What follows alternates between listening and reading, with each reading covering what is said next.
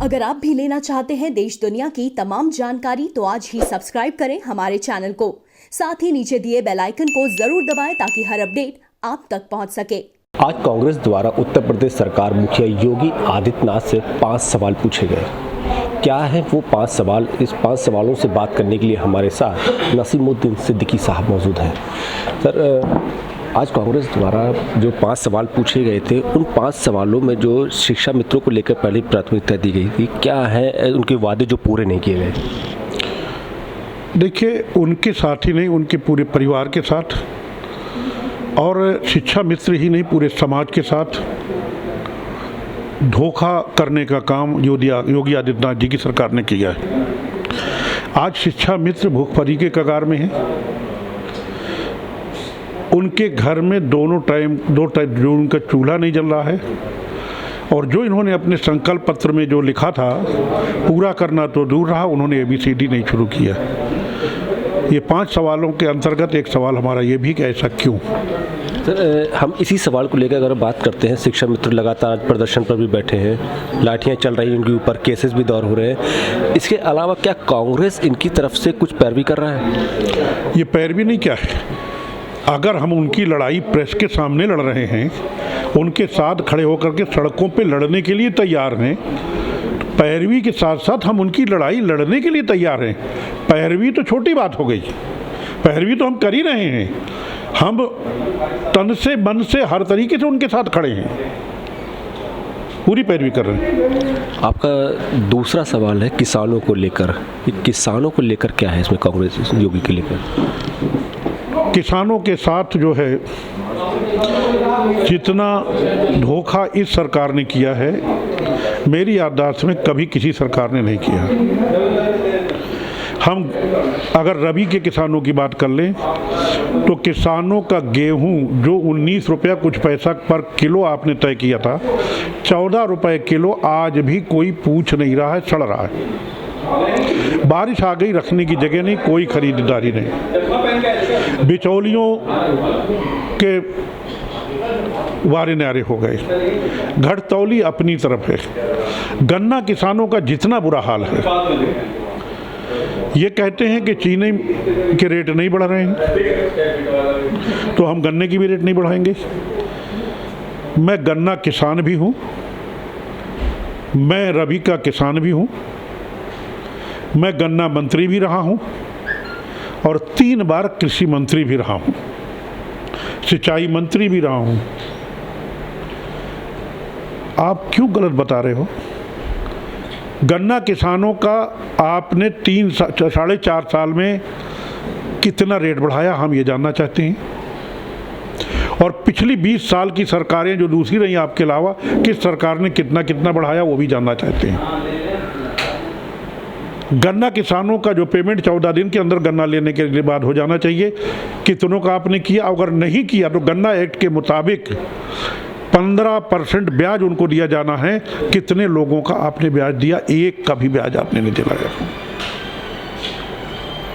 जो प्राइस सत्र समाप्त हुआ है उसका लगभग 12,000 करोड़ रुपया आज भी गन्ना किसानों का भुगतान बकाया है। क्यों नहीं हुआ? आप चीनी मिलों के हमदर्द हैं, उनको बेडरूम में बुला के बात करते हो। गन्ना किसान 8 महीने से वहाँ दिल्ली बॉर्डर पे पड़े हुए हैं, जाड़ा गर्मी बरसात, उसमें गन्ना भी है, रबी है, सब है। जबरदस्ती आपने 3 बिल उनके ऊपर थोप दिए।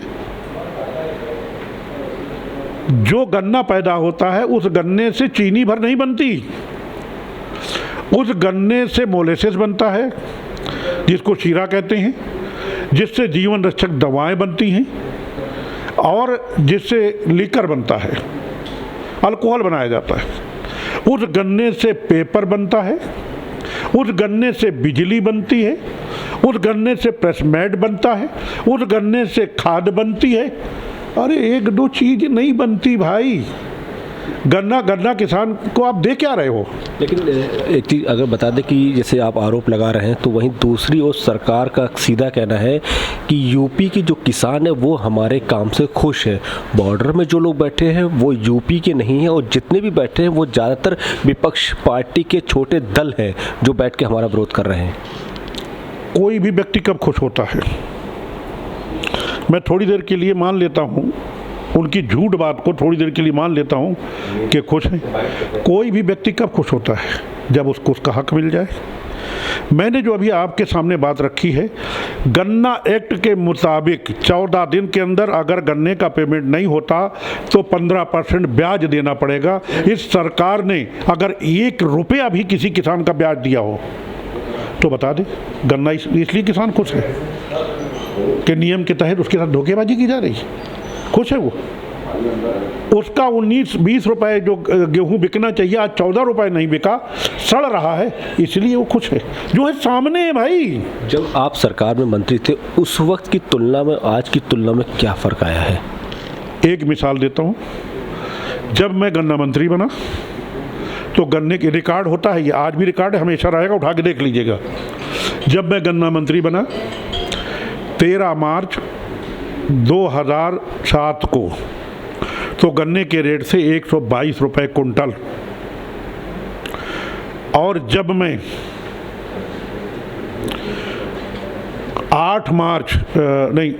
9 मार्च 2012 को गन्ना मंत्री नहीं मंत्री के पद से हटा तो गन्ने के रेट से 280 रुपए कुंटल। जितना गन्ने का रेट मैंने बढ़ाया है, जितना गन्ने का भुगतान मैंने कराया है, जितना गेहूं का भुगतान मैंने कराया है, अगर हिंदुस्तान में किसी स्टेट ने करा दिया हो तो राजनीति करना बंद कर दूंगा। अगला सवाल, छात्रों को लेकर सरकार क्या धोखा कर रही है? शोषण कर रही है, सब सामने तो आ गई बात। छात्रों के साथ शोषण किया जा रहा है। जो भी योजनाएं हैं, जो भी आपने संकल्प पत्र में लिखा था कि हम ये देंगे ये देंगे ये देंगे, देना तो दूर रहा, आप सोच भी नहीं रहे हो। पढ़े लिखे लड़के बेकार घूम रहे हैं। छात्र सोचता है कि मेरी ये डिग्री पूरी हो रही है, मेरा ये क्लास पूरा हो रहा है, इसके बाद मैं रोजगार ढूंढूंगा। पहले से वो अपनी प्लानिंग करना शुरू कर देता है, माइंड मेकअप करता है कि मुझे ये करना है, मुझे ये करना है, मुझे ये करना है। सब रास्ते आपने बंद कर दिए, टोटल रास्ते बंद कर दिए आपने छात्रों के। क्या करेगा छात्र? आज छात्र जो है, जितने आप उठा के रिकॉर्ड देख लिए, जितने % छात्र डिप्रेशन में इस सरकार में गए हैं उसका चौथाई कभी किसी सरकार में नहीं गए। ये झूठ नहीं है, रिकॉर्ड इसका सर्वे कराना चाहिए। अगला अगर सब बात करें फूड पार्कों को लेकर, जिससे आरोप लगाया गया फूड पार्कों को बनाने की बात की जा रही थी, सरकार अभी तो उस पर एक कदम भी आगे नहीं बढ़ा पाई है। अंधेर नगरी चौपट राजा, दुनिया में कहीं ऐसी तमसील नहीं मिलती। तमसील माने मिसाल। दुनिया में कहीं ऐसी तमसील नहीं मिलती, कातिल ही मुहाफिज है, कातिल ही सिपाही। दुनिया में कहीं ऐसी तमसील नहीं मिलती, कातिल ही मुहाफिज है, कातिल ही सिपाही है। महसूस ये होता है ये दौरे तबाही है। समझ लिया आपने बात? सारा जवाब मैं सारी चीज़ का जवाब दे रहा हूँ। महसूस ये होता है ये दौरे तबाही है, शीशे की अदालत है, पत्थर की गवाही। सारी बात आ गई। अच्छा, इसमें अगर हम बात करें बुनकरों की समस्याओं को लेकर, यूपी सरकार ने लगातार बुनकरों को लेकर बैठकें भी की है। बैठकों में उन्होंने कहा है कि बुनकरों की फ़िलहाल के अभी तक की जो समस्याएं हैं वो पूरी की जा चुकी हैं, और आप उनकी समस्याओं को बोल रहे हैं कि अभी तक कुछ उसमें आगे बढ़ा ही नहीं। उनकी हज़ारों समस्याएं। टांडा अंबेडकर नगर में एक बुनकरों का केंद्र है और टांडा के बगल से घाघरा नदी बह रही। इनके एक मंत्री गए और इनके मंत्री ने ये कहा, लोगों ने कहा ये बिजली के मीटर जो है पहले नहीं थे, लगा दिए गए, ये हुआ, हमारा कारोबार चौपट हो रहा। उन्होंने कहा मीटर हटा दिए जाएंगे। सारे मीटर बोले मैं उठवा करके घाघरा नदी में फेंकवा दूंगा। 4.5 साल हो गए, मीटर तो नहीं पहुंचे घाघरा नदी में, बुनकर पहुंच गए घाघरा नदी में। क्या कहूँ, वो घाघरा नदी में बुनकर पहुंच गए। क्यों धोखा दे रहे भाई? यही तो जवाब चाहिए इनसे हमको। आपने 5 सवाल पूछे हैं संकल्प पत्र को लेकर। क्या कांग्रेस के इन 5 सवालों को संकल्प पत्र में कोई बड़ी जगह मिल सकती है? सवाल हमने जगह लेने के लिए नहीं किया है। सवाल हमने हकदार को हक दिलाने के लिए किया है कि ऊपर वाला शायद सद्बुद्धि दे दे 6 महीने 7 महीने सरकार को बचें, अभी शायद कर दो, अभी शायद इनका कुछ भला हो जाए। हमारा उद्देश्य है कि जनहित के जो काम हैं, जो जनता के काम हैं, जो आपने वादे किए थे वो पूरे करो। नहीं तो अगर चूँकि अब तक के सालों में तो हो नहीं पाया, 6 महीने में क्या होगा, तो क्या कांग्रेस का जो संकल्प पत्र तैयार होगा इसमें कुछ इनको जगह मिल सकती है? क्यों नहीं मिलेगी, इस पे ध्यान दिया जाएगा।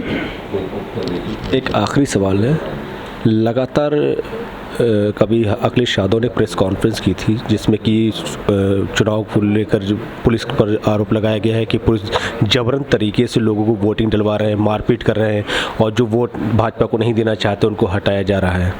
किस हद तक ये उनका आरोप सही है? मैंने आप लोगों के चैनल में ही देखा है, अखबारों में पढ़ा है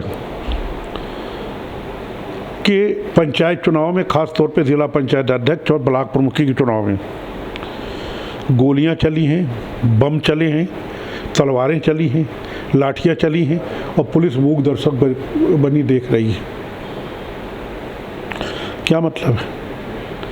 क्योंकि रिमोट कंट्रोल सरकार के हाथ में है, पुलिस का जैसा चाह रही वैसा इस्तेमाल कर रही है। तो भाजपा की इतनी बड़ी चीज़ का जो जश्न मनाया गया था, उस जश्न को लेकर क्या कहेंगे? वो गुंडागर्दी में कामयाबी का जश्न है, वो उसका जश्न है। बम चलाना क्या शरीफ आदमियों का काम है? क्या बम नहीं चले? क्या गोलियां नहीं चली? बम चलाइए, गोली चलाइए, जश्न मनाइए। जैसे एक बार वो किया था मोदी जी ने, जब कोरोना हो गया तो उन्होंने कहा कि भाई लाइट जलाइए। लाइट जलाते जलाते उनकी महिला अध्यक्ष थी तो उसने गोली चलाना शुरू कर दी, कहने लगे हम जश्न मना रहे हैं। मनाओ जश्न। शुक्रिया बात करने के लिए।